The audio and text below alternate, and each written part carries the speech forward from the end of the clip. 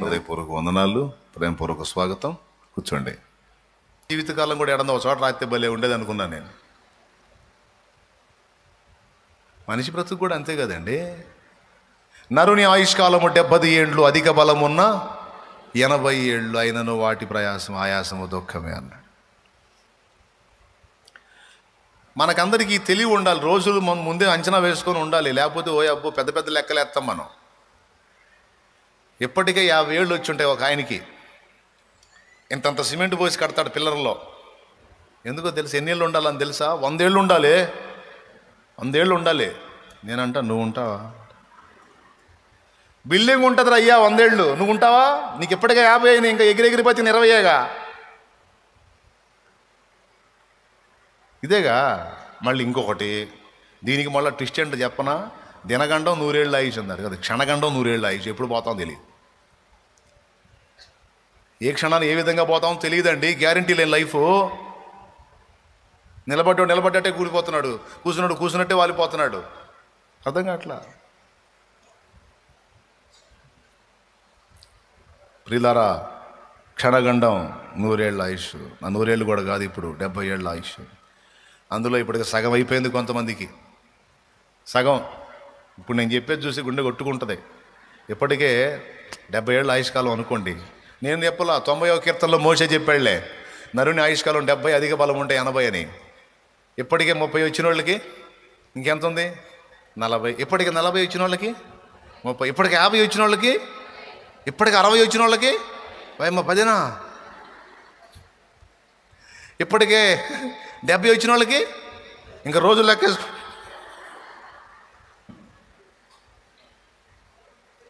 నిజమేగా, వాస్తవమేగా, నగ్న సత్యమేగా. నువ్వు నమ్మినా నమ్మకపోయినా పచ్చి నిజం ఇది. నమ్మక చేస్తావా? నిజమే కదా. మన జీవిత దినముల లెక్క 100 బతికితే 36,000. అంటే రోజులు ఎంత తక్కువ ఉన్నాయో చూడండి. కొద్ది రోజులే మనకిచ్చింది భూమి మీద. అందుకే పాడుకోవాలని చెప్తున్నా. తెలుపుము నా అంతము నాకు, తెలుపుము నా ఆయువు ఎంతో, తెలుపుము ఎంతల్పుడనో. భలే పాట కదా. అడుగుతున్నాడు, నేను ఎంత అల్ప ప్రాణినో కొద్దిగా అర్థమయ్యేటట్టు చేయి తండ్రి. కాస్త జవసత్వాలు పుష్టిగా ఉంటే మనిషిని ఏం అర్థం కాకుండా మిడిసిపడుతున్నాను.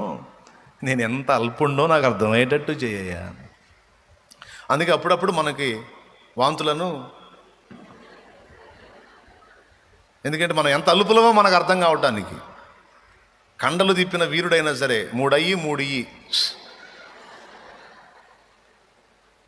ఇకంతే.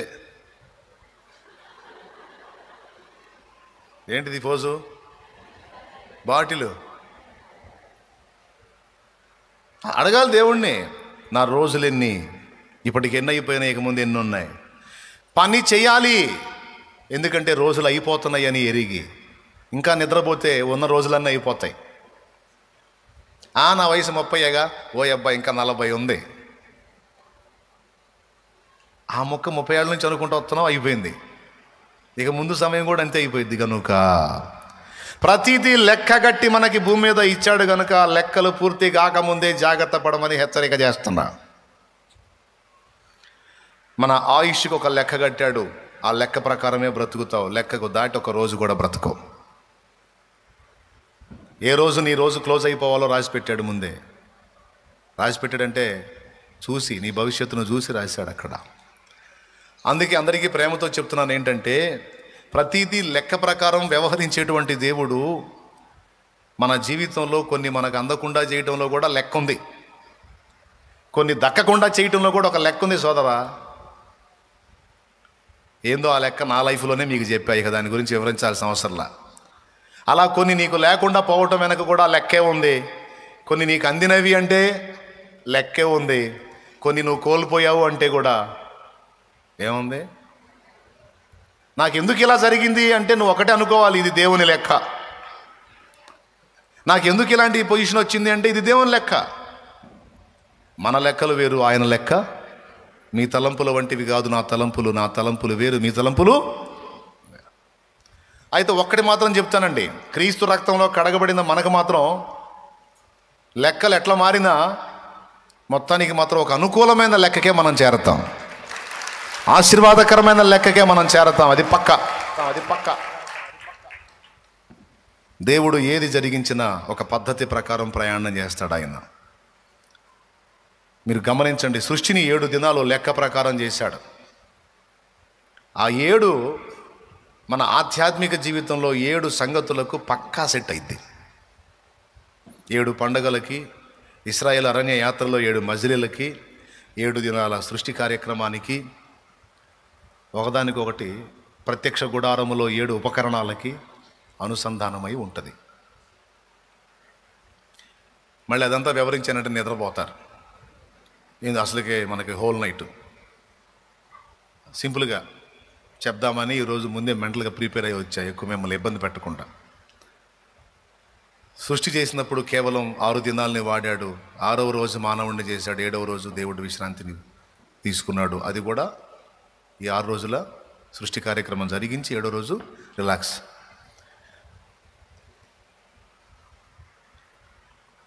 మొదటి రోజు టపీ చెప్పేస్తాను. మొదటి రోజు ఏం జరిగింది? వెలుగు కలిగింది. మనం యేసు ప్రభు సువార్తను విన్నప్పుడు, ఆయన రక్తాన్ని గూర్చి తెలుసుకున్నప్పుడు మనకు ఆధ్యాత్మిక వెలుగు కలిగింది. Point number 1. రెండో రోజు ఏం జరిగింది? జలములు వేరుపరచబడ్డాయి. ఇప్పుడు మొదటి రోజు వెలుగు కలిగింది, రెండో రోజు జలములు వేరుపరచబడ్డాయి. అలాగే మనం మారు మనసు పొంది బాప్తిస్మం పొంది లోకములో నుండి వేరుపరచబడ్డాం. మూడో రోజు ఏం జరిగింది? ప్రథమ ఫలము, భూమి మీద నుంచి ఫలములు ఇచ్చే చెట్లు మొలిచినాయి, ఫలాలు ఇచ్చే చెట్లు మొలిచినాయి మూడవ దినం. అలాగే మనం క్రీస్తు రక్తమును ఆశ్రయించి మారు మనసు పొంది బాప్తిస్మం పొంది క్రీస్తుతో పాటు ప్రథమ ఫలముగా లేపబడ్డాం. మూడవ రోజు అక్కడ ఫలాలు ఇచ్చే చెట్లు, ఇక్కడ మంది మూడవ ఘట్టం క్రీస్తునందు ప్రథమ ఫలముగా లేపబడుట. 4వ రోజు సూర్య చంద్ర నక్షత్రాదులను అక్కడ నిర్మించడం జరిగింది. 7 రోజుల సృష్టిలో 4వ రోజు సూర్య చంద్ర నక్షత్రాదులను నిర్మించడం జరిగింది. మనకి 4వ ఘట్టం ఏంటి? 4వ పండగ పెంతెకోస్తు పండుగ. అంటే మారు మనసు పొంది క్రీస్తు రక్తంలో కడగబడి ప్రథమ ఫలముగా లేచి పరిశుద్ధాత్మను పొందుతాం. మీకు అర్థం కాలేదా? ఎంతమందికి అర్థమవుతుందండి? మారు మనసు పొంది బాప్తిసం పొందినాక పరిశుద్ధాత్మ వరం అనుగ్రహించబడిద్దా, ముందే అనుగ్రహించబడిద్దా? అపోస్తల కార్యం 2:38. మీలో ప్రతివాడును మారు మనసు పొంది ప్రభు అయిన యేసునామమున బాప్తిస్మం పొందండి, అప్పుడు మీకు పరిశుద్ధాత్మను వరము. ఇదిగో ఆ వరము పొంది నానా భాషలు మాట్లాడి దేవుణ్ణి మయంపరుస్తున్నారే, ఈ వరము మీరు కూడా పొందాలంటే మారు మనసు పొంది బాప్తిస్మం పొందండి, అప్పుడు మీకు కూడా పరిశుద్ధాత్మను వరము అనుగ్రహిస్తాడని చెప్పాడు. పరిశుద్ధాత్మ అభిషేకము 4వ ఘట్టం మనకి. దేవునికి స్తోత్రం. ఎన్నో ఘట్టం? 4వ ఘట్టం. 4వ రోజు సృష్టిలో ఏం జరిగింది? సూర్యచంద్ర నక్షత్రాదులు నిర్మించబడ్డాయి. హల్లెలూయా. అంటే లోకమందు జ్యోతి, పగటి నీలుటకు పెద్ద జ్యోతి, రాత్రి నీలుటకు మనం కూడా జ్యోతిగా ప్రకాశించాలంటే ఏం కావాలి మన మీద? అది పరిశుద్ధాత్మయే లేనిది వర్షము లేని పైరు చందం వేయది, నూనె లేని దీపం చందం వేయది. దీపం వెలగాలంటే నూనె కావాలి, మనం ఒక వెలుగు వెలగాలంటే అభిషేకం కావాలి.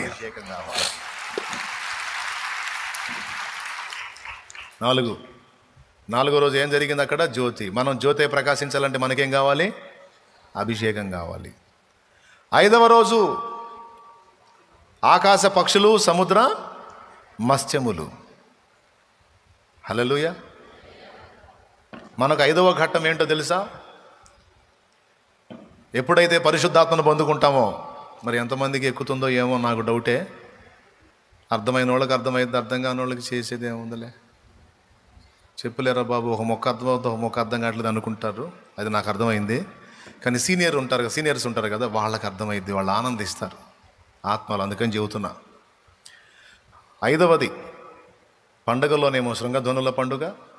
పరిశుద్ధాత్మను పొందిన తర్వాత మనం ఇంకేం చేస్తామండి? పక్షి పైకి ఆకాశంలో ఎగురుద్ది కదా, భూమి ఆకర్షణ శక్తిని జయించి భూమి మీద నుండి వేరై ఎగురుద్ది పక్షి.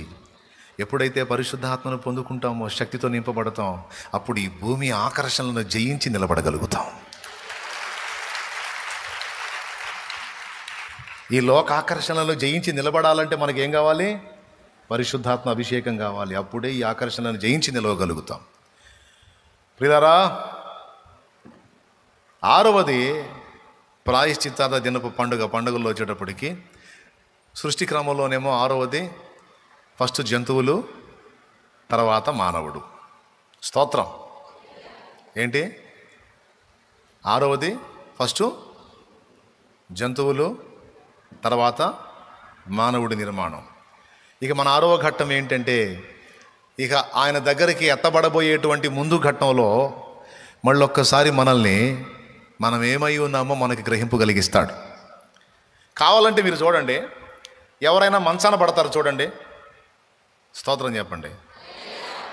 మంచాన పడతారు చూడండి. మంచాన పడి తుది శ్వాసలోకి వెళ్ళేటప్పుడు వాళ్ళు ఏం చేస్తారో చెప్పండి? కన్నీరు గారుస్తారు. కన్నీరు గార్చి ఏమంటారో తెలుసా? దేవుణ్ణి క్షమించమని అడుగుతారు, మనుషుల్ని కూడా క్షమాపణ అడుగుతారు. వాళ్ళు గతంలో తిట్టిన వాళ్ళు ఎవరన్నా వాళ్ళ ముందుకు వచ్చారనుకో, అయ్యా నిన్ను అందాన్ని మాట్లాడినా, నన్నేమనుకోద్దయ్యా అంటారనరా? చెప్పరేంది, నిద్రపోతున్నారు ఏంది అంటారనరా? అదే మనిషి మామూలుగా ఉన్నప్పుడు మహామిడిసిపాటు ఉంటుంది. ఇప్పుడు బెడ్ మీదకి వచ్చినాక పండుగల్లో 6వది ప్రాయశ్చిత్తార్థ దినపు పండుగ. అలాగే సృష్టిలో 6వ రోజు ఫస్ట్ జంతువులు, తర్వాత అంటే ఏం చేస్తాడో తెలుసా? మనల్ని తీసుకుపోయేటప్పుడు దేవుడు మళ్ళొక్కసారి మనం ఎలాంటి వాళ్ళమై ఉన్నామో గ్రహింపు కలిగిస్తాడు. మనం ఎలాంటి వాళ్ళమై ఉన్నామో గ్రహింపు కలిగించి, పశుప్రాయుడవు నీవు అని, నిన్ను పశుప్రాయురాలివి నువ్వు అని నీ గ్రహింపులు కలిగించి, పశ్చాత్తాపడేటట్టు చేసి, ఒప్పుకునేటట్టు చేసి, అప్పుడు విశ్రాంతిలోకి తీసుకుంటాడు.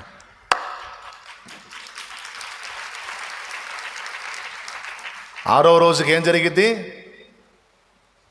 మొదట జంతువు, తర్వాత మానవుడు. మనలో ఉన్నటువంటి ఆ జంతుతత్వం అంతా మనకు గ్రహింపు కలిగించి, నేను అసలు ఆయన ముందు యోగ్యుని కాదా అని నీ నోటితో అనిపించి 6వ రోజును సంపూర్తి చేసి 6వ ఘట్టం 7వ ఘట్టంలో విశ్రాంతిలోకి తీసుకుంటాడు. నాకు తెలిసి మీకు అర్థం కాలేదని నా నమ్మకం. అర్థమైన వాళ్ళు చేతులు ఎత్తండి. ఎక్కడి నుంచి ఎక్కడి దాకా చెప్పుకొచ్చా? యేసు రక్తమును తెలుసుకొని మారు మనసు, బాప్తిస్మము, లోకములో నుంచి ప్రథమ ఫలముగా లేవనెత్తబడుట, పరిశుద్ధాత్మ అభిషేకము, భూమి ఆకర్షణలను జయించి జీవించుట, తర్వాత మళ్ళొక్కసారి మన స్థితి ఏమిటో మనం గుర్తుపట్టుట, తర్వాత విశ్రాంతిలోకి చేరుట. 7 దినాలకు పక్కా లింక్ అయింది చూడు. అట్లాగా 7 రోజులే ఎందుకు చేశాడు సృష్టి అంటే, ఆధ్యాత్మిక పాఠము 7 రోజుల్లోనే ఉంది. 7 సంపూర్ణ సంఖ్య, అది దేవుని లెక్క. చెవులు గలవాడు ఆత్మస్వరం వినుగాక, తెలివి గలవాడు ఈ లెక్కలన్నిటినీ నేర్చుకొనుగాక, తెలివి లేనివాడికి దేవుడు తెలివినిచ్చుగాక. అది స్తోత్రం. ప్రియులారా, ప్రతిదీ కూడా దేవుడు ఒక సమయమును, ఒక లెక్కను బట్టే జరిగిస్తున్నాడు అనే ఒక్క పాఠం మీకు అవగాహన కలిగించాలని ఈ మ్యాటర్ మాట్లాడుతున్నాను నేను. ప్రతిదీ లెక్క కట్టుకుంటాడండి, ప్రతిదీ లెక్క కడతాడు అనే పాఠం మనకి బాగా ఎక్కాలి మైండ్కి. ఇప్పుడు రాజకీయ పార్టీలు, మతోన్మాద పార్టీలు కొన్ని విర్రవీగుతున్నాయి కదా, అట్లాగే విర్రవీగాడు ఒకడు బైబిల్లో, బెల్షస్సరు అనేవాడు, దానియేలు గ్రంథము 5వ అధ్యాయంలో. ఇప్పుడేమో ఈ మతతత్వ గవర్నమెంటు క్రైస్తవుల్ని అల్లాడిస్తూ ఉన్నారు, రకరకాలుగా దుఃఖ పెడతా ఉన్నారు, బాధ పెడతా, వేధిస్తూ ఉన్నారు, దేవుడి నామాన్ని దూషిస్తా ఘోరాతి ఘోరంగా చేస్తున్నారు. ఓకే, దేవుని బిడ్డల్ని, సేవకులు, విశ్వాసులు అన్న భేదం లేకుండా అందరినీ చండాలంగా ఎట్లా పడితే అట్లా మాట్లాడి మహానీచంగా ప్రవర్తిస్తున్నారు. ఓకే, ఈ బెల్షస్సర్ అనేవాడు కూడా యాజ్ డీజ్గా అలానే చేశాడు. ఏం చేశాడంటే దేవుని పాత్రలలో మద్యం పోసుకొని ఆ మద్యాన్ని తాగుతూ వాడు తన దేవతలను మహింపరుచుకుంటున్నాడు. తన దేవతలను. ఈ తంతు జరుగుతూ ఉంది. వాడు రాజు కదా, వాడు ఏం చేసినా నడిసిద్ది. దేవుని పాత్రలలో, పరిశుద్ధ ప్రత్యక్ష గుడారంలో వాడే పాత్రలలో వాడు మందు పోసుకొని దాన్ని తాగుతా వాడు తన దేవతలను మహింపరుస్తూ ఉంటే గోడ మీద, అడి పక్కన గోడ ఉంటుంది కదా, గోడ మీద ఒక చెయ్యి కనపడి వ్రేలితో రాశాడు మేనే టేకెల్ ఫార్సిన్ అని. దానియేలు గ్రంథము 5వ అధ్యాయం ఒక్కసారి తీయండి. 24వ వచనం. కావున ఆయన ఎదుట నుండి ఈ అరచేయి వచ్చి ఈ వ్రాతను వ్రాసిన శాసనం ఏదనగా మెనే టేకెల్ ఉఫార్సిన్. ఈ వాక్య భావం ఏమనగా, మెనే అనగా దేవుడు నీ ప్రభుత్వ విషయంలో లెక్క చూచి దాన్ని ముగించెను. ఆ మాట ఎప్పుడైనా ఆలోచించారా మీరు? దేవుడు లెక్కలు చూస్తున్నాడని ఆలోచించారా? పక్కా రాశాడు చూడండి. నంబర్ 1 దేవుడు ఉన్నాడు అన్నది నిజం. నంబర్ 2 మొత్తం మనకి లెక్క చూస్తున్నాడు ఎప్పటికప్పుడు.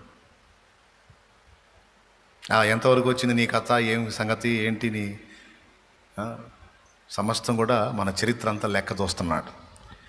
ఆ రాజుకు చెప్పాడు, బెల్షస్సర్ అనే రాజుకు చెప్పాడు దానియేలు, ఒరే బాబు, నీ మిడిమేళం తారాస్థాయికి పోయిందిరా, నువ్వు మరీ నడమంత్రం ఎక్కువైపోయిందిరా, నువ్వు మామూలు నడమంత్రం కాదు నీది. నాకు తెలీదు, దేవుడు చెబుతున్నాడు. మరి ఏ నడమంత్రం పని చేసావో? నీ ప్రభుత్వం విషయంలో లెక్క చూసి క్లోజ్ చేశాడు రా, అయిపోయింది నీ లెక్క, ఇక రేపు అవుట్ అన్నాడు. నిన్ను దేవుడు త్రాసులో తూచగా తక్కువగా కనబడితివి, తక్కడెక్కించాడు రా, నిన్ను కాటా పెట్టాడు నీకు, అందులో నువ్వు తక్కువగా కనబడ్డావు. అందుకే నీ రాజ్యము నీ యొద్ద నుండి తీసివేయబడి మాదీయుల యొక్కయు పారసీకుల యొక్కయు వశానికి అప్పగించబడుతుంది. ఇదిగో దేవుడు నీ లెక్క ముగించాడన్నాడు. ఇప్పుడు బెల్షస్సర్ ఒక్కడిదే లెక్క ఉందా? మనందరి లెక్క ఉందా? చెప్పాలి, అందరు నోరు తెరిచి చెప్పాలి. అంత కాకపోతే కూటమైనాక నిద్రపోదురు కానీ ఒక్కసారి లేచి నాకు చెప్పి నిద్రపోండి. నిద్రమోహం వాళ్ళకు కూడా చెబుతున్నా నేను ఈరోజు. నిద్రమోహం వాళ్ళారా, ఒక్కసారి లేచి నాకు ఆన్సర్ చేసిన తర్వాత నిద్రపోండి. బెల్షస్సర్కే లెక్క ఉందా? మనకు కూడా ఉందా? మొత్తం రాస్తున్నాడు లెక్కల మాస్టర్ పైన కూర్చొని. ఎందుకో నాకు ఈ మాట చెప్పమన్నాడు ఈరోజు. నాకు వేరే తలంపునేమి ఇవ్వకుండా ఈ ఒక్క మాట మీద ప్రయాణం నాకు ఇదే వచ్చింది. రెండవ తలంపు నా దృష్టికి రానియకుండా నేను ప్రతిదీ లెక్క గడతనానని నా బిడ్డలకు చెప్పు. ప్రతిదీ ఒక లెక్కలో జరిగిస్తానని చెప్పు. ప్రతిదీ కూడా లెక్క అడుగుతానని చెప్పు. 3 సంగతులు నేర్పమన్నాడు. ఏమేంటి చెప్పండి? ఇప్పుడు నేనేం చెప్పాను? మొట్టమొదటిది, ప్రతిదీ ఒక లెక్క ప్రకారం జరిగిస్తాను. రెండవది, ఆయన చర్యలు లెక్క ప్రకారం ఉంటాయి. నంబర్ 1, 3 పాయింట్లు అండి, మీకు పెద్ద ఇంత ఎందుకు.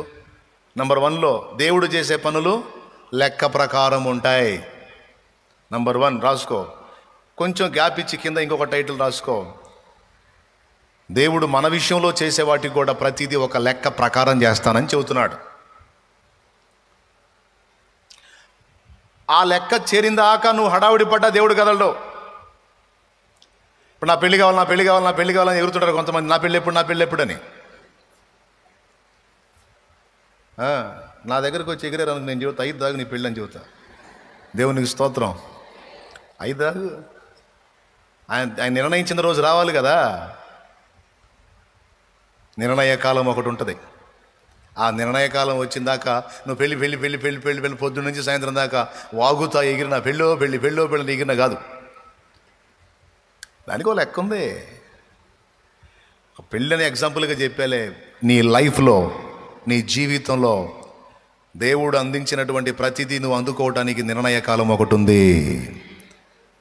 దానికి దేవుడు సిద్ధపరిచిన లెక్క ఒకటి ఉంది. నీ ప్రార్థనలు దేవుని చెంతకు చేరాలంటే నీ ప్రార్థనల లెక్క కూడా ఉందని తెలుసా నీకు? ప్రార్థనల లెక్క. అవును తమ్ముడు, నాకు తెలీదు, బైబిల్లో ఉంది. కొన్ని ప్రార్థనలకు వెంటనే జవాబు వచ్చింది, కొన్ని ప్రార్థనలకు జవాబు రాదు. మీరు బైబిల్ గ్రంథంలో ఇంటికి పోయినాక ఏలియా ఉదంతం చదవండి. రాజుల మొదటి గ్రంథము 18వ అధ్యాయంలో ఉంటుంది. ఎన్నిసార్లు ప్రార్థన చేస్తే అరచేయంత మేఘం పైకెక్కింది? నిద్రపోయేవాళ్ళు ఒకసారి స్తోత్రం చెప్పండి గట్టిగా. ఇంకోసారి చెప్పండి అయ్యా. అది నిద్రపోయేవాళ్ళు చెప్పమన్నా, మీరు సరి గంటలా. మెలుగుతున్న వాళ్ళు చెప్పండి. ఈ సౌండ్ సిస్టమ్ కొంచెం ఈరోజు కంఫర్ట్గా లేదు, మీకు బాగానే ఉంది కదా. వాళ్ళు ఏదో ప్రయోగం చేశారు ఆడ, కొద్ది గొప్ప వినపడుతుంది, నాకు స్పష్టత లేదు, దిబ్బుళ్ళు పడ్డట్టు ఉంది చెవులకి. తర్వాత రిపేర్ చేస్తాను తెల్లారేసరికి. కానీ నేను చెప్పే మాటలు మాత్రం దయచేసి మీరు సీరియస్గా తీసుకోండి, రాసుకోండి, మనసులో పెట్టుకోండి జాగ్రత్తగా. దేవుడు ఏది జరిగించినా ఒక లెక్కను అనుసరించి ప్రకృతిలో జరిగే కార్యాలన్నీ కూడా లెక్క ప్రకారం చేస్తాడు. హతసాక్షుల మరణం ఇంకా ఉందట, అది సంపూర్తి అయినాక తీర్పట. ఆగాగు, నా లెక్క ఉందంటాడు దేవుడు. వాళ్ళు అడిగారు, నాథా సత్యస్వరూపి, ఎందాకయ్యా నువ్వు మౌనంగా ఉంటావు? అంత దుర్మార్గం చేస్తుంటే, రక్తపాతం చేస్తుంటే, గొంతులు కోస్తుంటే ఎట్లా ఆగుతావు నువ్వు అంటే, wait wait wait wait wait, ఆగండి ఆగండి ఆగండి, ఇంకా కొంతమందిని వాళ్ళు అలా చేయాలి, ఇంకా కొంతమందిని చేస్తారు, నాకు తెలుసు. ఆ లెక్క ఉంది, అది రీచ్ అవ్వాలి, అది కంప్లీట్ అవ్వాలి. ఆ దుర్మార్గుల ఆగడాలు మరికొంతమంది మీద జరుగుతాయి, అది కూడా సంపూర్తి కావాలి. ఆ తర్వాత నేనేందో వాళ్ళకి చూపిస్తానంట. అటు రాసుందా లేదా? వారి వలనే చంపబడబోవు మీ వారి యొక్క సహదాసుల యొక్క లెక్క సంపూర్తి అగు వరకు మీరు కొంచెం కాలం విశ్రమించండి అన్నాడు.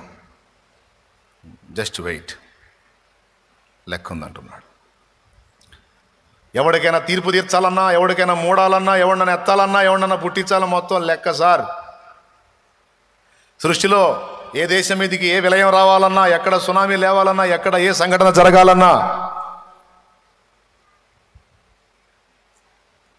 మొత్తం క్యాలిక్యులేటెడ్ ఉందండి. ప్రతిదీ లెక్క సరిగా ఉంది దేవుని దగ్గర. అందుకే రాజుకు చెప్తున్నాడు, రేయ్ నీ లెక్క అయిపోయింది రాబాయ్, నీ లెక్క క్లోజ్ అయిపోయింది.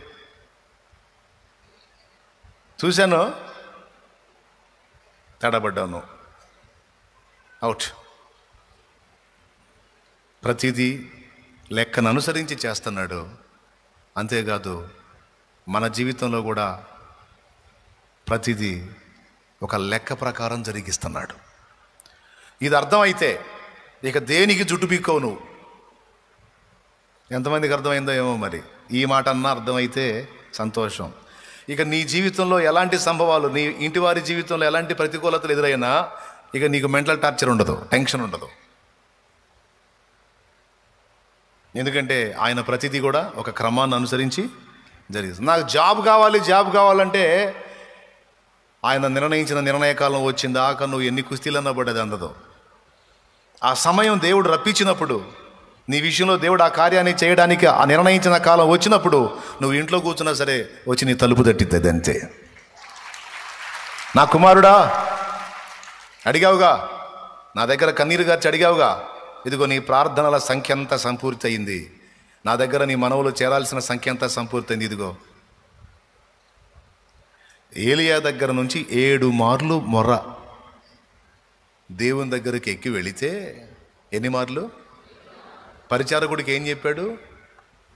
ఆ మెరకెక్కి సముద్రంలో నీకేమన్నా కనపడుతుందేమో చూడయ్యా, ఏదన్నా మేఘం పైకెక్కుతుందేమో చూడు, 3.5 ఏళ్ళుగా వర్షం లేదు, ఇప్పుడు ప్రార్థన చేస్తున్నా, వాన పంపిస్తాడు, మేఘం పైకెక్కితే నాకు చెప్పమన్నాడు. ఒకసారి పోయాడు, చూశాడు, ఏం కనపడలా, మళ్ళీ వచ్చాడు, ఏం కనపడలేదు అయ్యగారు అన్నాడు. సరే మళ్ళీ ప్రార్థన చేస్తా పో. అలా ఎన్నిసార్లు చేశాడు కరెక్ట్గా చెప్పండి? 20 సార్లు చేయొచ్చుగా, లేకపోతే 3 సార్లు ఆపొచ్చుగా. 7 సార్లే ఎందుకు? 7 సంపూర్ణ సంఖ్య. 7 సార్లు తను చేసిన ప్రార్థన పరిపూర్ణంగా దేవుణ్ణి చేరింది. ఎప్పుడైతే 7 సార్లు ప్రార్థన సంపూర్తి అయిందో అప్పుడు అరచేయంత మేఘం పైకెక్కింది.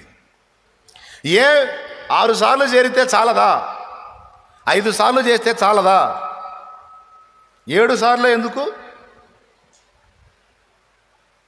అలాగే ఒక వ్యక్తి మారు మనసు కోసం, ఒక కార్యం నెరవేర్పు కోసం మన ప్రార్థనలో ఏ సంఖ్యలో చేరాలో అక్కడ డిసైడ్ చేసి పెట్టాడు. ఆ మొర, ఆ మనవులు ఆ సంఖ్యలో చేరిందాకా సైలెంట్గా ఉంటాడు. ఇప్పుడు దేవుడికి ఏమైనా చెవుడా అన్నయ్య? చెప్పు, దేవుడికి ఏమైనా చెవుడా? నువ్వు చెప్పాక, దేవుడికి ఏమైనా చెవుడా? ఒకసారి చెబితే అర్థం కాదా? 7 సార్లు ఎందుకు చేయాలా? ఒకసారి చెబితే అర్థం కాదా? పోనీ 2 సార్లు చెబితే వినపడదా? మరి 7 సార్లు ఏంది? ఎందుకు 7ని మెన్షన్ చేశాడు? సరే వదిలే. ఎలీషా పోయి నయమాను చెప్తాడు, నయమాను యోర్దాన్లో 7 సార్లు మునిగే, 3 సార్లు అనొచ్చుగా. 7 సార్లు మునుగు, బాగుపడతావు, రోగం తగ్గిద్ది పో అన్నాడు. దేవునికి స్తోత్రం కలుగును గాక. హల్లెలూయా.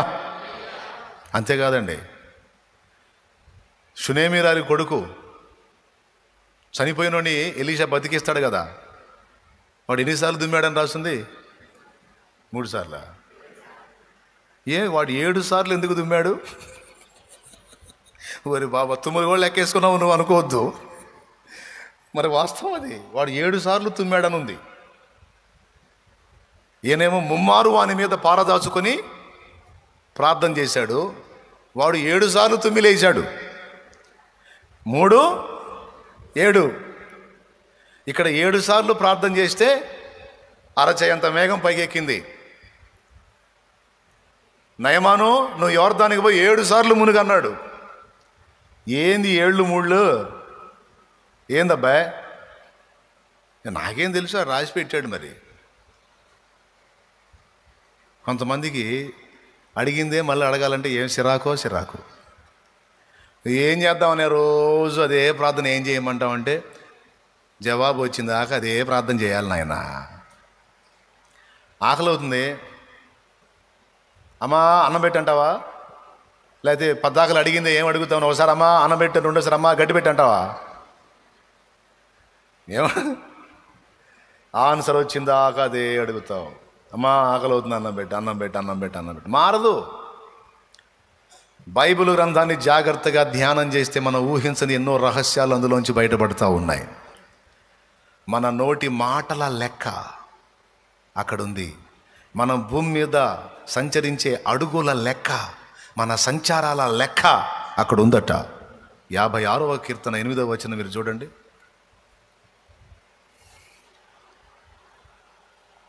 నా సంచారములను నీవు లెక్కించి ఉన్నావు, నా కన్నీళ్లు నీ బుడ్డిలో నుంచబడి ఉన్నవి, అవి నీ కవిలిలో కనబడును కదా. కన్నీటి చుక్కల లెక్క కూడా ఉందంటండి.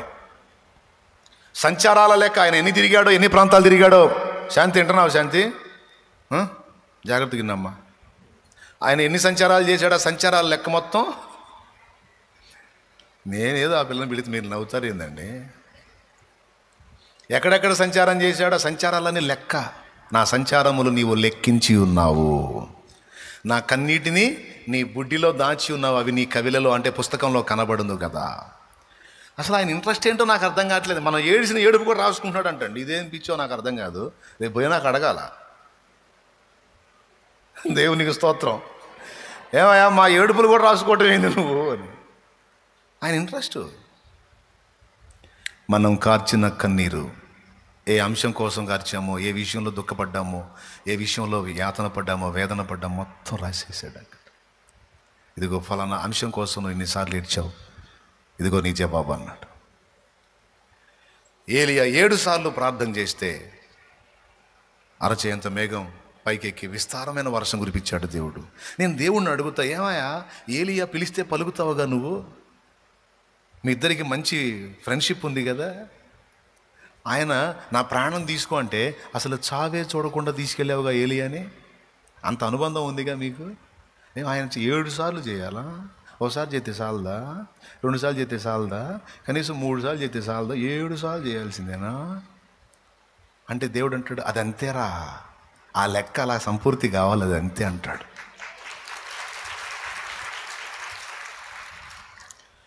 తెలివి తెచ్చుకోండి అమ్మా. ప్రార్థన, నువ్వు చేసే ప్రతిరోజు ప్రార్థన రోజు దేవుని దగ్గరికి ఎక్కి వెళ్తానే ఉంది. ఏలియా 7 మార్లు ప్రార్థించినప్పుడు జవాబు వచ్చినట్టు నీ ప్రార్థనల సంఖ్య సంపూర్తి అయినప్పుడు ప్రతి దానికి నీవు ఆన్సర్ పొందుతావు.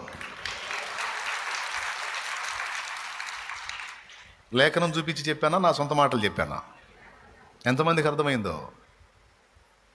కొంతమంది ప్రార్థన చేయమ్మా, చేస్తానే ఉన్నావు అన్నయ్య, చేస్తానే ఉన్నా, రోజు చేస్తానే ఉన్నా, ఏందో మరి దేవుడేందో. మనది జనరల్ ట్రీట్మెంట్ ఒకటే. ఏదన్నా ప్రాబ్లం వస్తే ముందు ఏమంటాం? ప్రార్థన చేయి. సేవకుడు అనేది అదేగా. ఎందుకు? ఉన్న రహస్యం అంతా ప్రార్థనలోనే ఉంది. దేవునికి మొర పెడితే దేవుడే గది ఆన్సర్ ఇవ్వాలి. అందుకని ఏ సేవకుడు ఏం చెబుతాడు? విశ్వాసికి విశ్వాసం సమస్య చెప్పిద్ది. దైవజనుడు ఏం చెబుతాడు? 2 ముక్కలు ఆయన చేస్తాడు. ప్రార్థన చేసుకో తల్లి. చేసి ఇసుగు పుట్టినోళ్ళు కొంతమంది నా దగ్గరికి చేస్తానే ఉన్నావు అన్నయ్య, మాకు తెలిసి నువ్వు ఈ మొక్కే చెబుతావు, మాకు తెలిసి ప్రార్థన చేస్తానే ఉన్నావు. ఏది? ఈరోజు నేర్చుకోండి. నీ విజ్ఞాపనల సంఖ్య, నీ ప్రార్థనల సంఖ్య అక్కడికి చేరాలి. ఆ సంఖ్య సంపూర్తి కావాలి. అప్పుడు నీకు ఆన్సర్ రావాలి. అది ఒక్కోసారి నువ్వు ఒక్కసారి మొర పెడితేనే ఆమెన్ అంటాడు. కొన్నిసార్లు 7 సార్లు మొర పెడితే ఆమెన్ అంటాడు. కొన్నిసార్లు 87 సార్లు మొర పెడతాను. ఆయన చిత్తం. అయితే ఒకటి మాత్రం కన్ఫామ్, నువ్వు ఆన్సర్ వచ్చిందాకా ఏంది లేచి వెళ్ళమనే మొర్ర వెళ్తానే ఉండాలి. నా ప్రార్థనలు ఆలకించువాడవు, నా మనవులకు చెవియొక్కెదవు. నా ప్రార్థనలు ఆలకించువాడవు, నా మనవుల అంతులేనిదయ్యా నీ అనురాగము, అంతులేనిదయ్యా నీ అనురాగము. అమరం అతి మధురం నీ దివ్య స్నేహము, అమరం అతి మధురం నీ దివ్య స్నేహము. అందుకొనుము దేవ ఆరాధన, నా దీన స్తుతి నివేదన. అందుకొనుము దేవ ఆరాధన. దేవునికి మహిమ. బైబిల్లో కీర్తనలు ఎన్ని ఉండాలో ఆయన లెక్క కట్టాడు. 150 కీర్తనలు. ఏ ప్రవక్త పుస్తకం ఎన్ని పేజీలు రావాలో, ఎన్ని అధ్యాయాలు రావాలో మొత్తం ఒక పద్ధతి ప్రకారం చేశాడు. ఏమండి, ఏమర్థమైంది? మన విజ్ఞాపనల లెక్క సంపూర్తి కావాలి. అప్పుడు ఆన్సర్ వచ్చింది. ఒక్కోసారి వెంటనే వచ్చేస్తుంది. ఒక్కసారి అడిగినప్పుడు, 2 సార్లు అడిగినప్పుడు, 3 సార్లు, కొన్నిసార్లు నెలల కాలం, కొన్నిసార్లు సంవత్సరాలు మొరపెట్టాలి, ఆన్సర్ వచ్చింది. కొంతమంది విసుగు చెంది ఏం అడగబుద్ధి కావట్లా, దేవుడి ప్రార్థన కూడా చేయబుద్ధి కావట్లా నాకు అసలుకి. ఏం చేస్తారు? రోజు అడిగిందే అడిగి ఆయన ఏమో చేయకపోతుండే. ఏం అడుగుతాం? అడగపోతే శాలేమనే ప్రార్థన చేయంటాడు. అది రొటీన్ డైలాగ్. అది విని విని చేతర పడుతుంది. అడిగి చేతర పడుతుంది. ఏం అడుగుతాం? నిద్రపో అడగకుండా, నిద్రపో. ఏలియా నీలాంటి నాలాంటోడు కాదు. 1-2 సార్లు ట్రై చేసి జవాబు రాకపోతే ఆగిపోవడానికి ఆయన ఆన్సర్ వచ్చిందాకా దేవుని యొద్దకు మొర్ర పంపిస్తానే ఉన్నాడు. అందుకు ఆయన ఏలియా ఆన్సర్ ఇచ్చిందాకా నేను వదలను తండ్రి అని మొర్ర పంపిస్తానే ఉన్నాడు.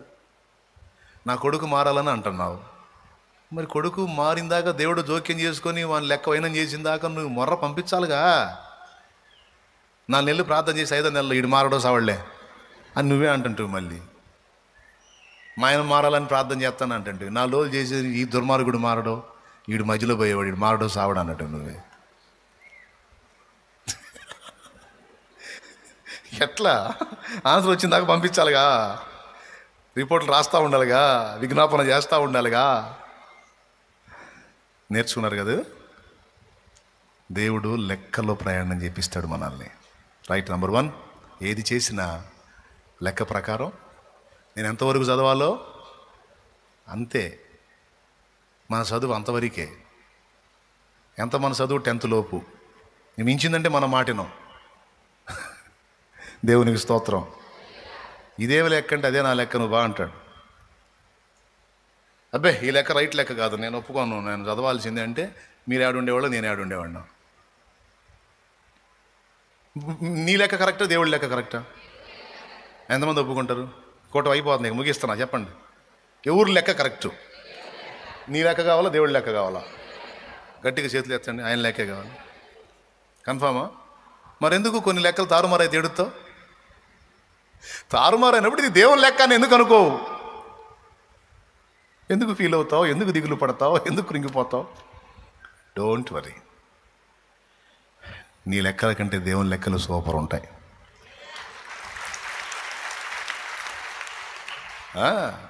ఎంత ధన్యత పోగొట్టుకునేవాడిని నేను. చదువు కంటిన్యూ అయ్యి ఏదైనా జాబ్ సంపాదిస్తే ఎంత కృప పోగొట్టుకునేవాడిని. అసలు దక్కేదా నాకు ఈ భాగ్యం? మామూలు విషయం అయింది ఇది. ఇది శాశ్వత కాల బహుమానానికి సంబంధించిన పని అండి.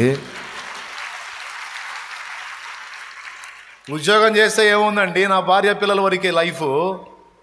ఏదన్నా కాస్త ఎవరికైనా దానం చేస్తానేమో, ఏదైనా చర్చిలైనా కానుక ఎత్తానేమో, అదెంతండి? దైవ సేవ. భూమి మీద ఉన్న ఉద్యోగాలన్నిటికీ పెద్ద ఉద్యోగం కదండి దైవ సేవ. ఎవరికి దక్కిద్దండి? భూమి ఆకాశాలకు సృష్టికర్త అయిన వాణి ప్రతినిధిగా భూమి మీద మనుషులతో వ్యవహరించడం. ఏం పని చేస్తాడు అబ్బాయి? అబ్బాయా సేవ చేస్తున్నాడు. సేవ సేవ మన అమ్మాయిని సేవకుడికి దలుచుకోవాలా? మరి ఎవరికి? జాబ్ హోల్డర్కి. సేవకుడు అంటే పస్తులు ఉండాలి. సేవకుడు అంటే అగసాట్లు, శ్రమలు, నిందలు, బాధలు. సేవకుడికి వద్దులే. మన అమ్మాయి పడలేదు కాదు, దరిద్రం. అదే దైవజనుడికి భార్యగా స్థానం దక్కితే ధన్యత. దేవునికి స్తోత్రం. సామాన్యమైన విషయం కాదు. మరి మనుషులకు సేవ చేయుట, దేవునికి సేవ చేయుట. ఏమంటే ఉద్యోగస్తుడైతే మనిషికి, దైవ సేవకుడైతే. కాబట్టి డోంట్ వరీ. సేవకుడికి ఆస్తులు లేకపోవచ్చు, బిల్డింగులు, బంగళాలు, అంతస్తులు లేకపోవచ్చు. ఏదో ఏ పూట కాపూట అబ్రహాం గుడారంలో బతికినాడు, బతుకుతూ ఉండవచ్చు. కానీ భూమి మీద ఉన్న గనులందరి కాటికి ఘనుడు దైవజనుడు. దేవుని సేవ చేసే పిలుపు నీకొస్తే, ఆ దర్శనం నీకొస్తే, ఆ భారం నీకొస్తే పొర్రపాటును కూడా పోగొట్టుకోవద్దు. పరలోక ప్రభుత్వం దగ్గర నుంచి నీకు ఆఫర్ వచ్చినట్టు సోదరా, పరలోక గవర్నమెంట్ దగ్గర నుంచి నీకు ఆఫర్ వచ్చినట్టు సోదరే. దేవుని సేవ అంటే అందరికీ దక్కేది కాదు. అది మొత్తానికి ఎవరో అట్టంటి వాళ్ళు ఉన్నారు ఎక్కడ కూర్చున్న వాళ్ళలో, సేవను తక్కువ అంచనా వేసేవాళ్ళు. జాగ్రత్త. నాకు దక్కింది ఈ భాగ్యం, నా జన్మ ధన్యం అండి. ఇంత పెద్ద పరిచర్య ఉంది కాబట్టి ధన్యం అనుకుంటున్నావు. కొద్ది సంఘం అయితే కొద్ది సంఘంలో కూడా ధన్యతగానే ఫీల్ అయ్యాం. చిన్న పాకలో 50 మందిని పెట్టుకుని ఆరాధన చేసినప్పుడు కూడా మామూలు పండగ కాదు. ఆహా నా ధన్యత, ఓహో నా భాగ్యము, ఏమని వివరింతును,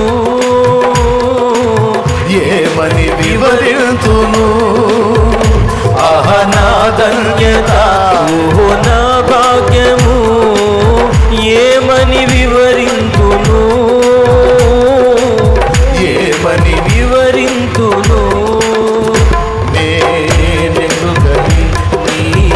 సొత్తుగా మారితిని యేసయ్యా నీ రక్తముచే కడుగబడినందున.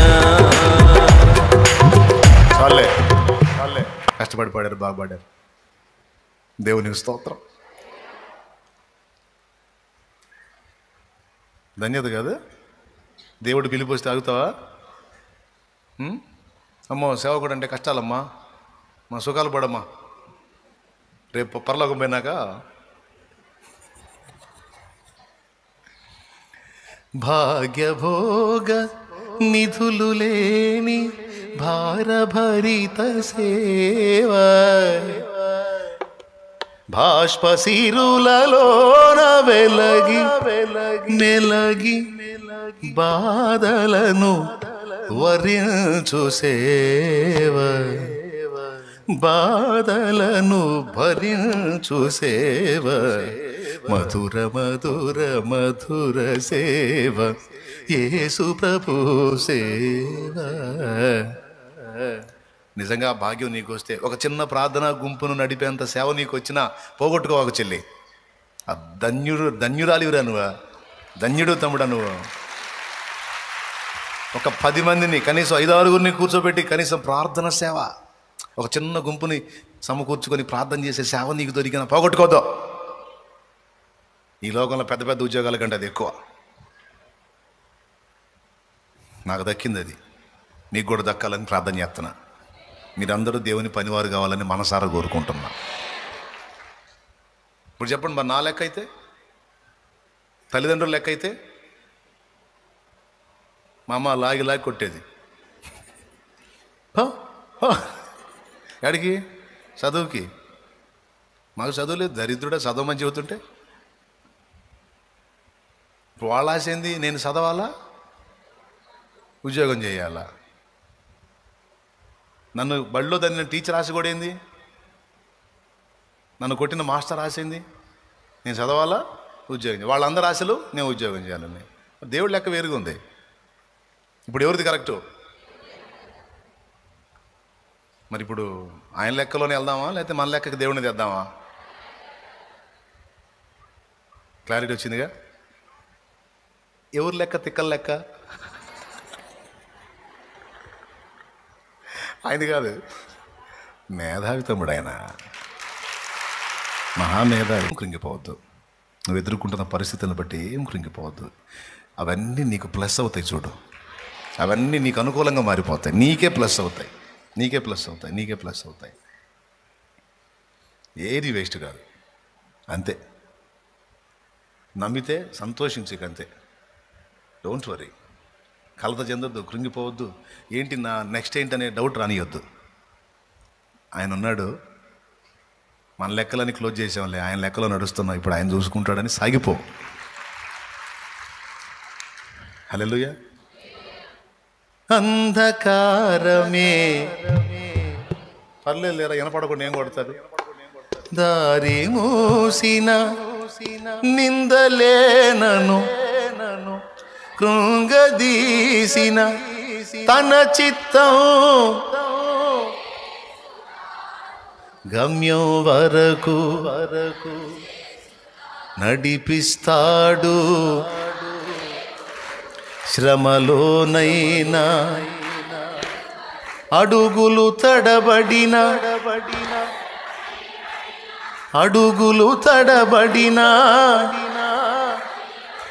చేయి పట్టి వెన్ను తట్టి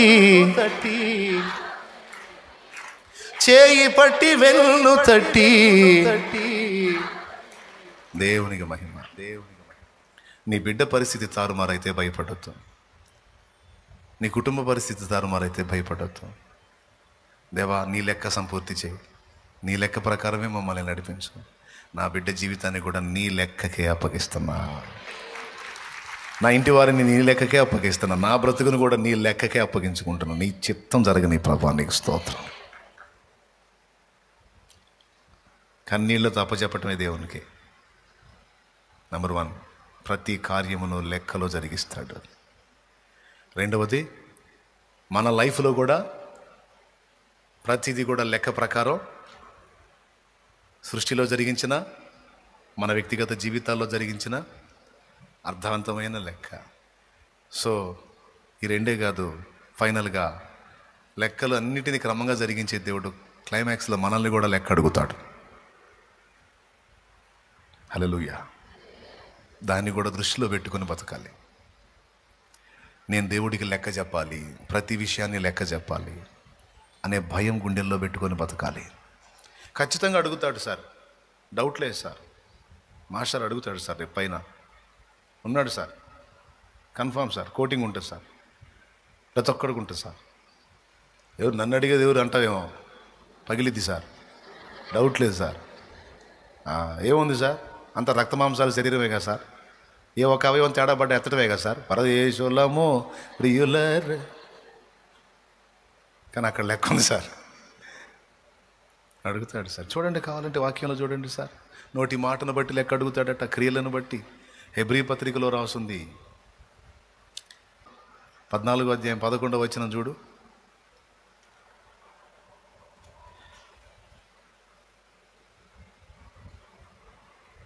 నా తోడు ప్రతి మోకాలును నా ఎదుట వంగును, ప్రతి నాలుకయు దేవుని స్తుతించును అని ప్రభువు చెప్పుచున్నాడు అని వ్రాయబడి ఉన్నది గనుక మనలో ప్రతివాడును తన గురించి దేవునికి లెక్క అప్పగింపవలెను. అదండి రోమాపత్రిక 14వ అధ్యాయం 12వ వచనం. మనలో ప్రతివాడు తను గూర్చి దేవునికి లెక్క అప్పగించాలట.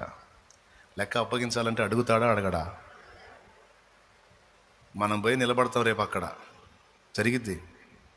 కూటం అయిపోయినాక కొన్ని రోజులు, కొన్నిసార్లు మీరు వచ్చి నిలబడతారు నా ముందు, ప్రార్థన చేయి అని. అక్కడ ప్రార్థన చేయటం కాదు కానీ, దా అంటాడు, దా నిలబడంటాడు.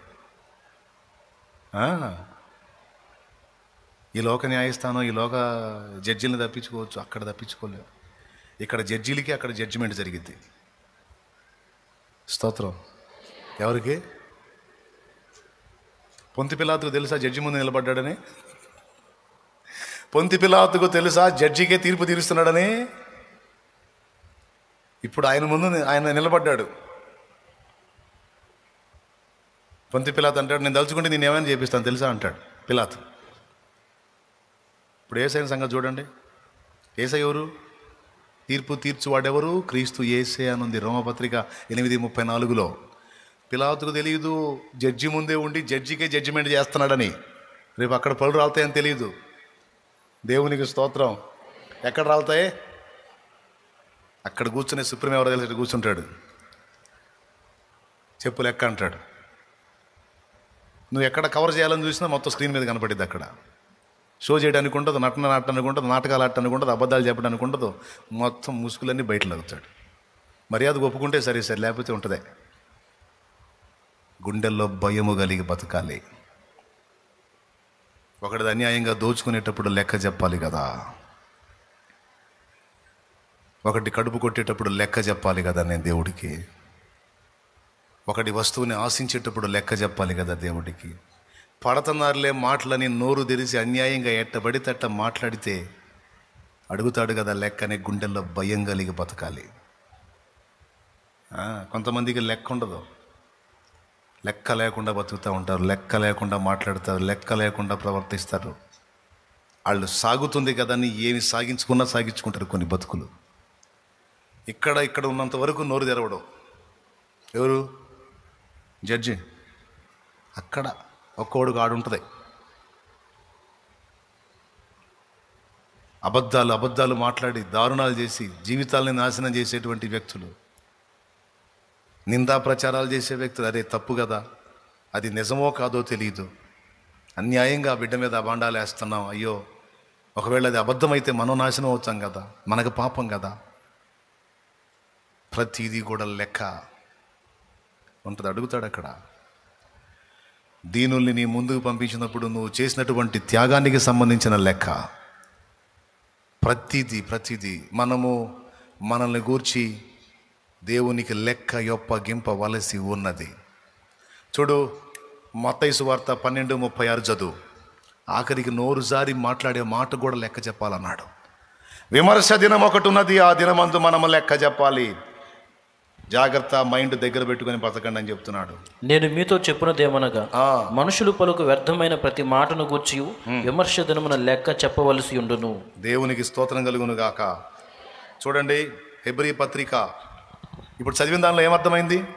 మనుషుడు పలుకు వ్యర్థమైన ప్రతి మాటను గూర్చి విమర్శ దినమందు దేవునికి లెక్క అప్పజెప్పాల్సి ఉంది. అడుగుతాడట.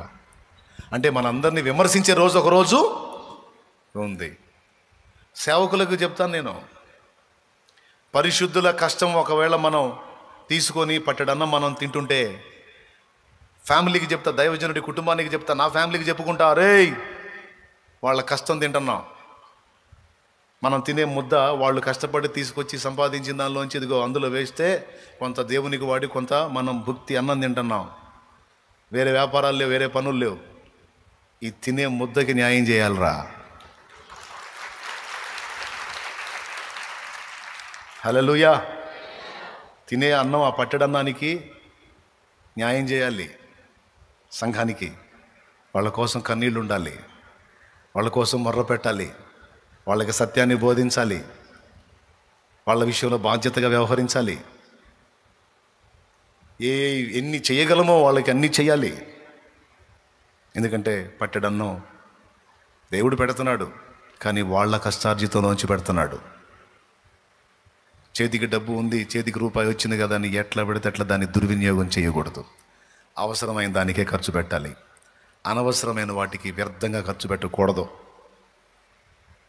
కొంతమంది వాళ్ళని వీళ్ళని చూసి వాళ్ళు అంత పెట్టారు, వీళ్ళు ఎంత పెట్టారు, మనం కూడా అంత పెట్టాలి. నేను అంటాను, నా బిడ్డల రెక్కలు ముక్కలు చేసుకుని రాత్రి మగళ్ళు తేడా లేకుండా కష్టపడి ఆ సంపాదించిన దానిలో నుండి నా దేవుడికి అని తీసుకొచ్చి అందులో వేస్తే దాంతో ఈ చక్రం తిప్పుతున్నాం. లెక్క అడగడు రేపు. కాబట్టి అవసరమైన దానికే మనం పెట్టాలి, అనవసరమైన దానికి రూపాయి కూడా పెట్టకూడదు అని ఈ మాట్లాడుతూ ఉంటాను. అందుకే కొన్నిసార్లు పాప వాళ్ళకి చిరాకేసింది నా మీద. ఏదన్నా కదిలిచ్చు, లెక్క చెప్పాలంటాడు. నిజమే, అది నిజం కదా.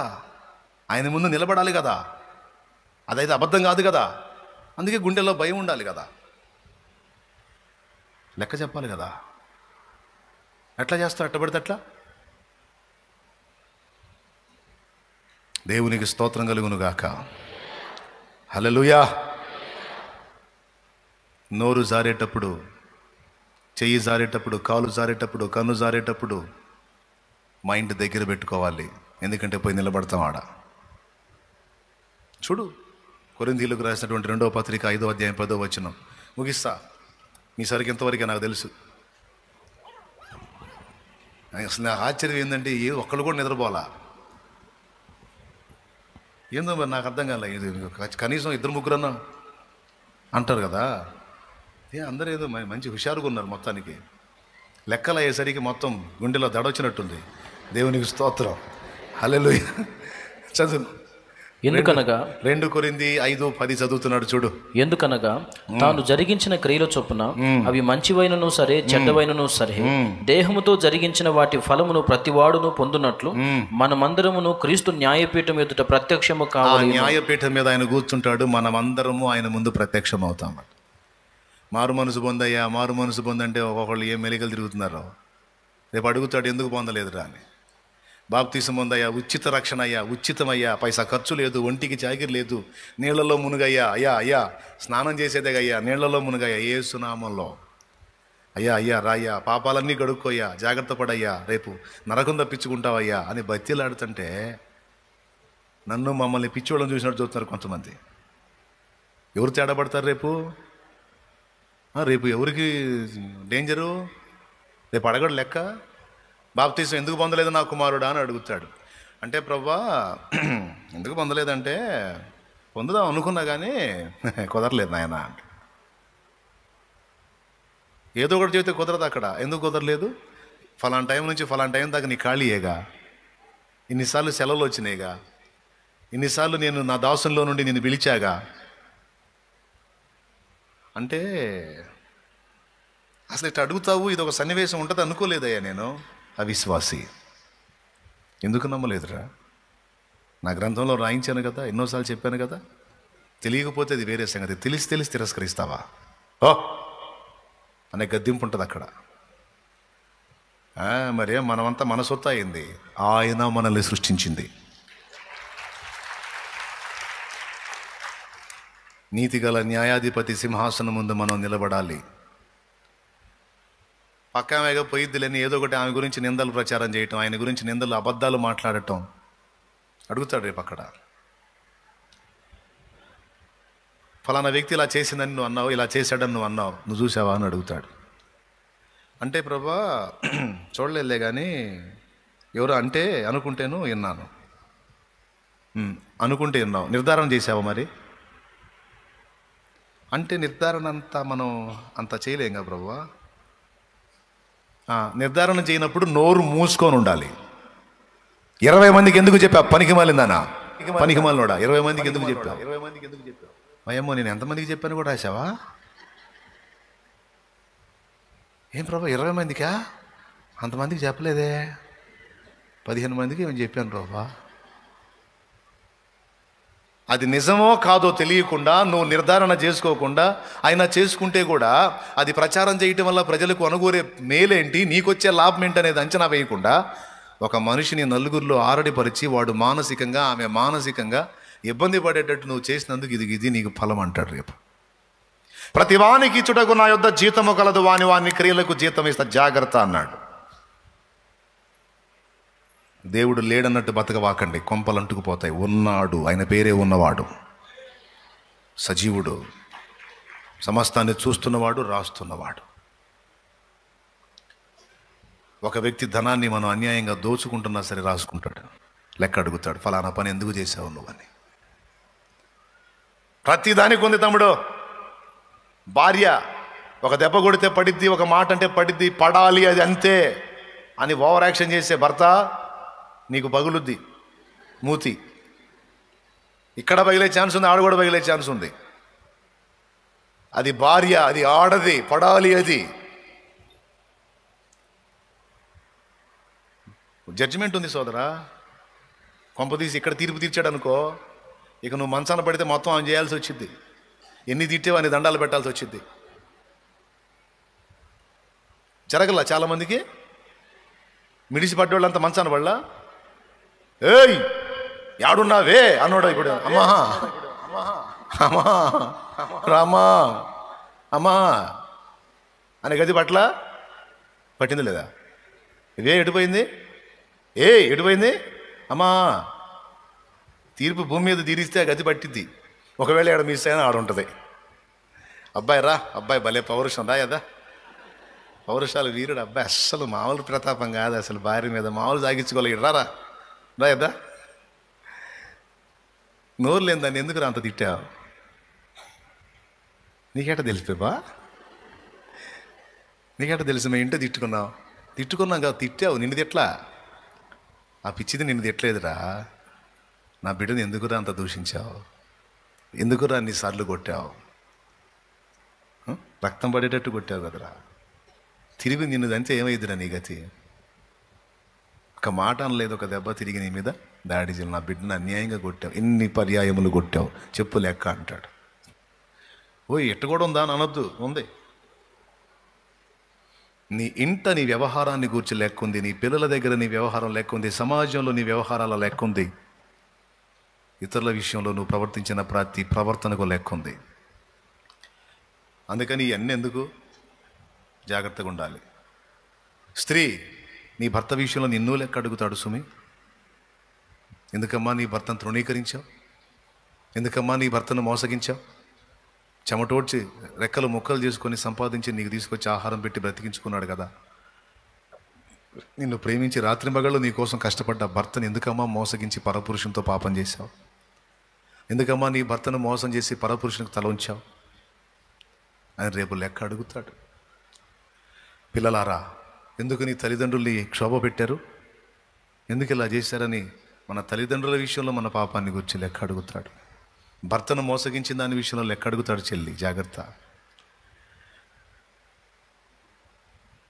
ప్రతి ఒక్కరి గుండెల్లో ఆ భయం పెట్టుకుని బ్రతకండి, రాకడ దగ్గరికి వస్తుంది. ఏముందిలే, ఎన్ని మాటలు చెబుతూ ఉంటారులే, పాస్టర్లు అంతేలే. పాస్టర్లు కాదు, ఇది బైబిల్. పాస్టర్లు ఏంది? పాస్టర్ కూడా బయలుది రేపు అక్కడ. ఎవరిని వదిలిపెట్టడు, నీకు నాకు కూడా. అందుకే చెబుతున్నా, పాస్టర్లని పెద్ద మనుషులు వదిలిపెడతాడేంది? ఇంకా చెప్పాలంటే, పచ్చిగా చెప్పాలంటే ముందు కోటింగ్ పాస్టర్లకే ఉంటుంది. రారా పెద్ద మనిషి, రారా, వీడు బోధ కూడా చేశాడు దాయ్యా, అసలు మామూలు పెద్ద మనిషి కాదు, వీడికి లెగిస్తే ఎగిరెగిరి ప్రసంగాలు దంచాడు. వీడు దారా మామూలు దంచల ప్రసంగాలు, మామూలు చెప్పాల జనాలకు మాటలో. ఏమ్మా ఏం సంగతి, ఏం లెక్క ఏందమ్మా అని మొత్తం లెక్క తీస్తే, నేను పాస్టర్గా ప్రభా, సేవకుండగా తండ్రి, అందుకే నీకు 2 డోసులు రాదా, యాకోబు పత్రిక చదవాలా? యాకోబు పత్రిక 3వ అధ్యాయం 1వ వచనం ఏముంది? బోధకులమైన మనం మరి కఠినమైన తీర్పు పొందుదామని ఎరిగి మనలో అనేకులు బోధకులు కాకుందాము. ఇన్ని మాటలు చెప్పేవారా? ఒకటన్నా చేసేవారా? నువ్వు అనుసరించావా? ప్రతిదీ కూడా దైవ జనాంగమా లెక్క ఉంది. అది నీ కుటుంబాన్ని కూర్చున్న లెక్క ఉంది, సంఘాన్ని కూర్చున్న లెక్క ఉంది, నీకు ఇచ్చిన బాధ్యతల విషయమైన లెక్క ఉంది. నిద్రపోవద్దు. అర్జెంటుగా క్షమాపణ అడగండి, దేవుని క్షమాపణ అడగండి, దిద్దుకోండి, మారు మనసు పొందండి. ఇక ముందు ఎన్ని రోజులు ఉన్నాయో తెలియదు నీకు నాకు. ఆ రోజులు ప్రతిరోజు విలువగా బతకండి, ప్రతిరోజు విలువగా గౌరవనీయంగా బతకండి, దేవుని ముందు ఘనంగా బతకండి, నీచంగా బతకండి.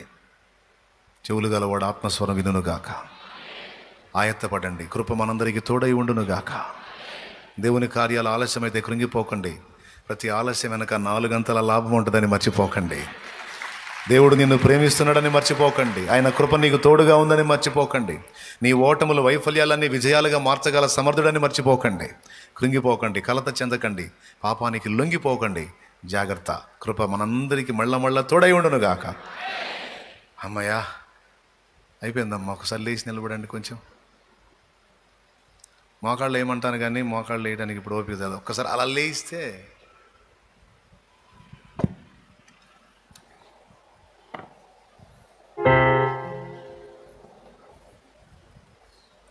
నేను ఏం చెప్పాలి ప్రభువా ఈ రాత్రి అంటే, నా లెక్కల సంగతి చెప్పమన్నాడు. చెప్పు. నేను ప్రతిదీ లెక్క ప్రకారం చేస్తాను. అది సృష్టిలో చేస్తాను, మీ జీవితంలో చేస్తాను, మీ విషయంలో కూడా లెక్క కడతాను.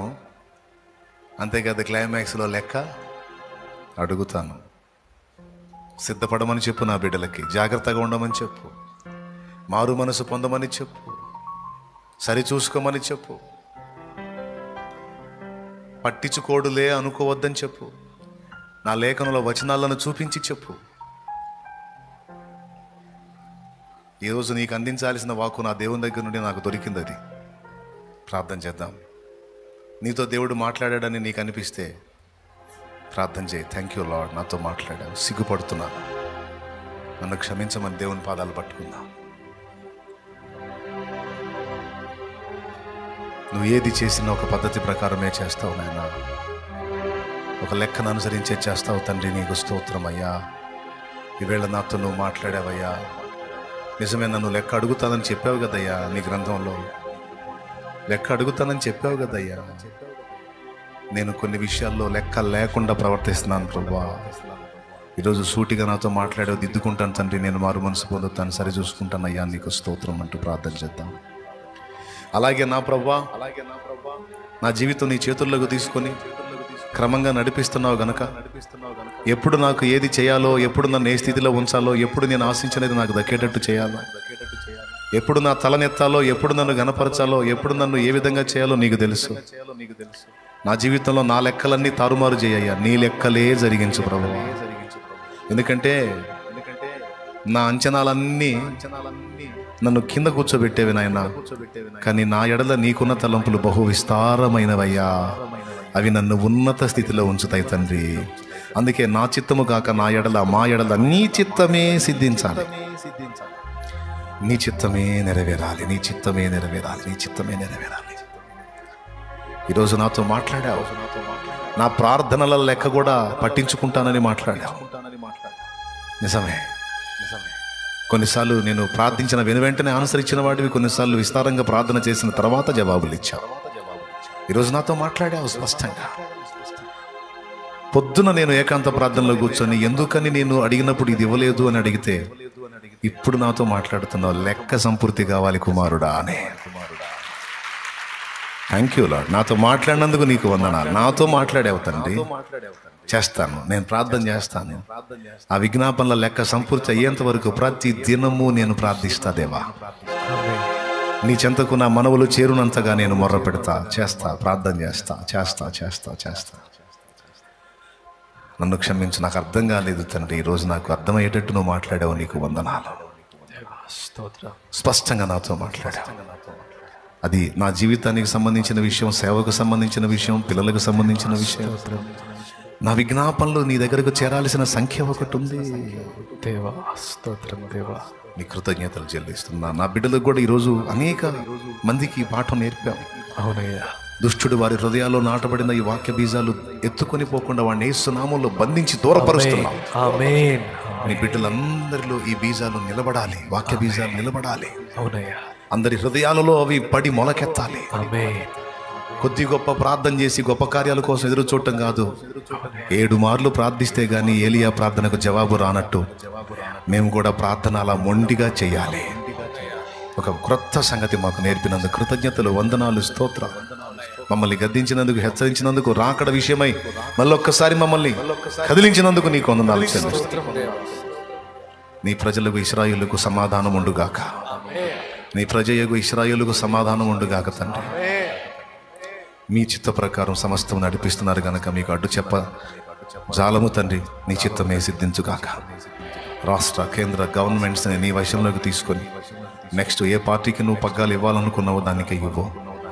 మేము మనసారానైతే నీ చేతికి మమ్మల్ని మేము అప్పగించుకుంటూ దుష్టుల చేతికి మమ్మల్ని అప్పగించొద్దని మాత్రం ప్రార్థన చేస్తున్నాం.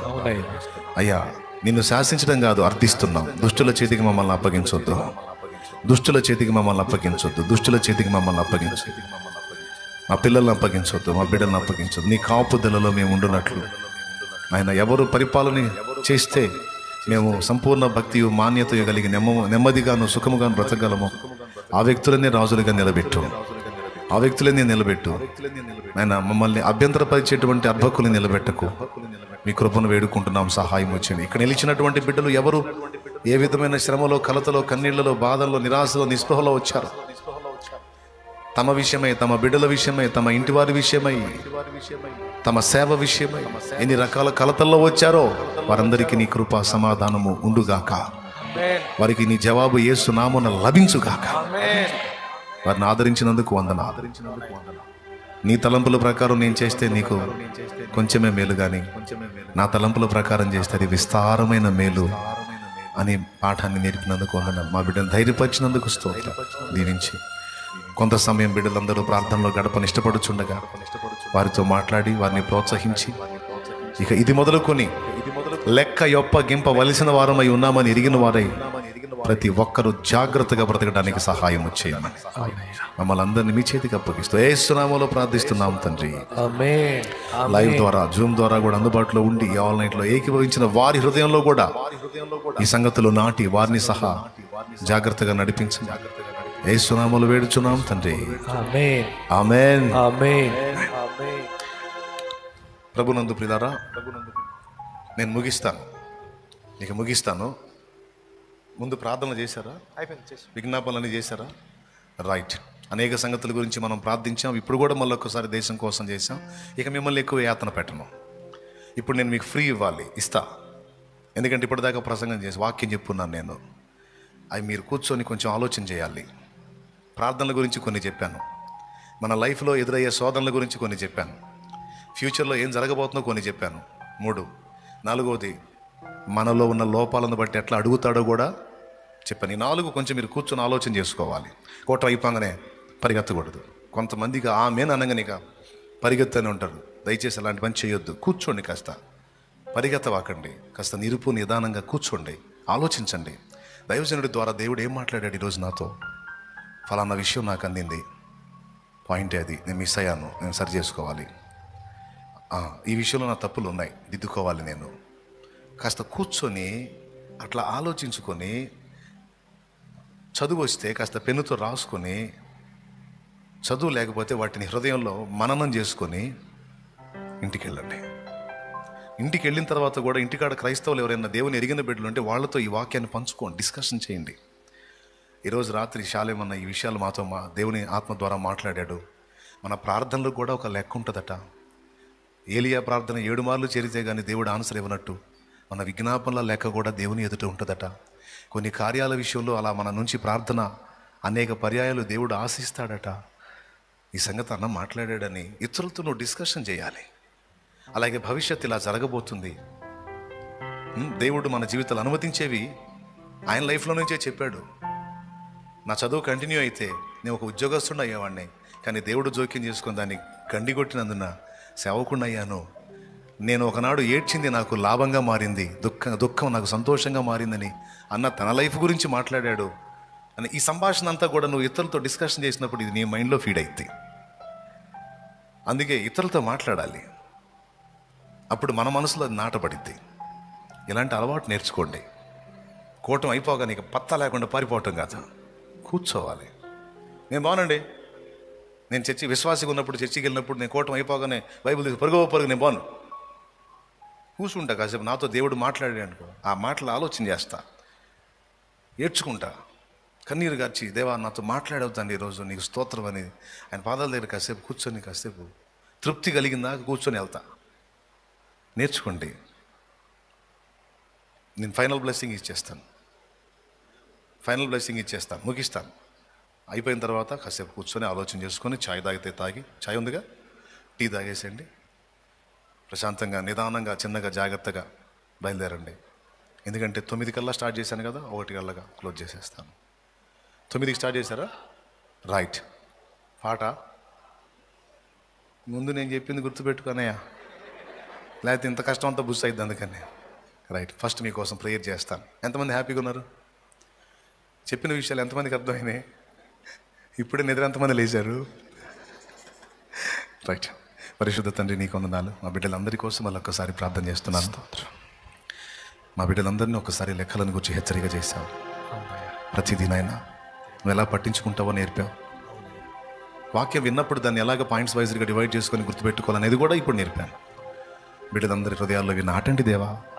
వాళ్ళు కూడా ఇతరులతో మాట్లాడాలి దేవా, ఇతరులతో మాట్లాడాలి, ఇతరులతో సువార్త చెప్పి, రక్షణ గురించి చెప్పి, బాప్తిసం విలువ చెప్పి, మారు మనసు విలువ చెప్పి, రేపు రాకడను గురించి చెప్పి అందరిని సిద్ధపరచాలయ్యా. కడబోరం రోగునప్పుడు పరిశుద్ధులు ఎత్తబడే వేళ మేమంతా ఎత్తబడాలి. మహిమలో నిన్ను కలుసుకోవాలి, నీతో యుగయుగాలు ఉండాలి. రేపు నీ ముందు నిలబడ్డప్పుడు సిగ్గుతో తల దించుకునే స్థితిలో మేము ఉండకూడదు. యేసయ్యా, నువ్వు మమ్మల్ని దగ్గరికి తీసుకొని భళా అనే స్థితిలో మేము ఉండాలి. మమ్మల్ని అలా సిద్ధపరచు. మా తెలిసి తెలియని తప్పులు క్షమించు. ఇక ముందు మేము అలాంటి పనులకి వెళ్ళాం. ఈరోజు వరకు మేము చేసిన నోటి మాటలు, క్రియలు, చూపులు, తలంపుల, ఆలోచనలోని ప్రతి తప్పుని నీ రక్తంతో కడిగి శుద్ధీకరించు అయ్యా. మా సణుగులు, గొణుగులు, సంశయాలు క్షమించు. అహంకారంగా, గర్వంగా, నిర్లక్ష్యంగా మేము వ్యవహరించిన తీరులను క్షమించు. దీనిలైన వారిని మేము బాధ పెట్టిన దాన్ని బట్టి క్షమించు. దిక్కులేని వారిని మేము ఇబ్బంది పెట్టిన దాన్ని బట్టి క్షమించు. ఇతరుల గురించి నిందా ప్రచారం చేసిన పాపం గురించి క్షమించు. దైవజనం తేలిగ్గా మాట్లాడుకున్న మాటల విషయంలో కూడా క్షమించు. సమస్త పాపాలు, కల్మషాలు కడిగి శుద్ధి చేయి. మా జీవితంలో ఎదురవుతున్న పరిస్థితుల్లో మా తలంపుల కంటే నీ తలంపులే ఉన్నతమైనవి కనుక నీ చిత్తమే జరగని. నా లైఫ్లో, నా బిడ్డల లైఫ్లో కూడా అదే జరగాలి. బిడ్డలందరినీ భక్తిపరులుగా చేయి తండ్రి, ఆత్మీయులుగా చేయి అయ్యా. వారి కుటుంబము, వారి బిడ్డ పాపలు, వారి ఫ్యామిలీ ఆశీర్వాదకరంగా ఉండాలి. భక్తి గల కుటుంబాలుగా మార్పు చెందాలి. దేవునికి భయపడేవారుగా, దైవ భయము కలిగిన వారుగా మేమంతా మార్పు చెందాలి. జలప్రళయానికి ముందు నోవహు సిద్ధపడినట్లు రాకడ సమీపమవుతున్న కొద్ది మేము మా కుటుంబాలని జాగ్రత్త చేయాలి, మా సమాజాన్ని జాగ్రత్త చేయాలి. కనికరించు. స్తుతి, మహిమ, ఘనత నీకే చెల్లిస్తాం. యేసుక్రీస్తు నామములో ప్రార్థించి వేడుచున్నాం తండ్రి. ఆమేన్. ఇక్కడ ఉన్న రోగులను స్వస్థపరచు, బలహీనులను బలపరచు. ఎవరు ఏ కలతలో, కన్నీళ్లలో, బాధలో, వ్యాధిలో, శోధనలో ఉన్నారో యేసు నామములో వాటన్నిటి నుంచి నీ బిడ్డలకు విడుదల ప్రకటిస్తున్నాను. యేసు నామములో విడుదల ప్రకటిస్తున్నాను. యేసు నామములో స్వస్థత ప్రకటిస్తున్నాను. అది వారు స్వతంత్రించుకొందురుగాక. నీ బిడ్డలందరూ అది స్వతంత్రించుకొందురుగాక. బిడ్డల చేతుల్లో ఉంచబడిన నూనెని శక్తితో నింపి అది వినియోగించి ప్రార్థించుట ద్వారా స్వస్థత చేకూర్చు. బిడ్డలు ఎవరు కూడా నిష్ప్రయోజకులుగా ఉండకూడదు. నీ బిడ్డల ప్రయోజకులు కావాలి. నీ బిడ్డలు నీ సేవ చేయాలి. అనేక ఆత్మల్ని రక్షణలోకి నడిపించాలి.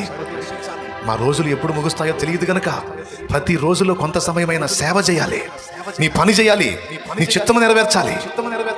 మమ్మల్ని బలపరచు. దైవ జనాంగంతో సహా దీవించు. యేసు నామములో పొంది ఉన్నాం తండ్రి. తిరుగు ప్రయాణంలో మా బిడ్డలకు తోడై ఉండి ఎక్కడ ఎవరు ఏ కీడు ప్రమాదంలో పడకుండా క్షేమంగా గృహాలకు చేర్చి పగటి వేళ జరిగే ఆరాధనలో మేమంతా కలిసి నిన్ను మయంపరచుకునే కృప దయచేయి. వారి బిడ్డలు, వారి వస్తువులు, వారి సమస్తం కూడా నీ కాపుదల్లోకి తీసుకో. మా చుట్టూ నీ ప్రాకారం ఉంచు. యేసు నామములో వేడుచున్నాం తండ్రి. ఆమేన్. మన తండ్రి అయిన దేవుని ప్రేమ, ఆయన ప్రియకుమారుడు మనందరి ప్రాణప్రియుడైన యేసయ్య శాశ్వత నిత్య కృప, పరిశుద్ధాత్మతోడి మనోహర దివ్య సహవాసం సమాధానం సమకూడిన మనకు సకల పరిశుద్ధులకు సార్వత్రిక సంఘమంతటికి సదాతోడి నిత్యత్వంలో చేర్పర్యంతం మనల్ని నడిపించునుగాక. దేవుని లెక్కలలోనే మనల్ని ఉంచునుగాక. ప్రవేశ రక్తమునకు చేయి, ప్రవేశ రక్తమునకు చేయి, ప్రవేశ నామమునకు సంపూర్ణ విజయం కలుగునుగాక. ఆమేన్. ప్రియులారా, ఇది వేసవి కాలం. ఇప్పుడు వెహికల్ నడుపుతుంటే బయట చల్లటి గాలి వస్తుంది, కమ్మని గాలి. ఈ క్లైమేట్లో ఆ గాలి నిమిషాల్లో నిద్రపుచ్చింది. కాబట్టి మీరు వాహనాల్లో వెళ్ళేటప్పుడు పాటలు పాడుకుంటా, డ్రైవర్ని అప్రమత్తం చేసుకుంటా వెళ్ళాలి. తిరిగి వెళ్ళేవాళ్ళు మీరు ఎలా వెళ్ళినా ప్రయాణంలో నిదానంగా జాగ్రత్తగా భద్రంగా వెళ్ళండి. ఆడపిల్లలు ఒంటరిగా ఆటోలు ఎక్కకండి, మీతో పాటు ఇతరులు తోడున్నప్పుడు ఎక్కాలి, లేకపోతే సన్నిధిలోనే ఉండాలి.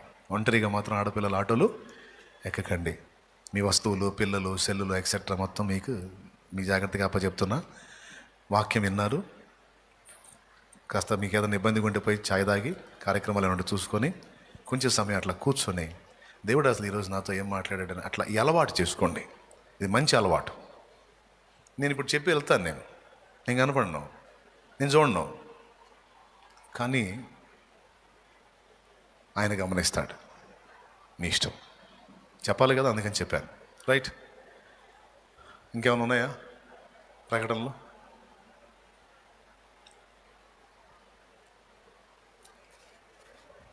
ఏమైనా ఉంటే పగలు చెప్తాలే.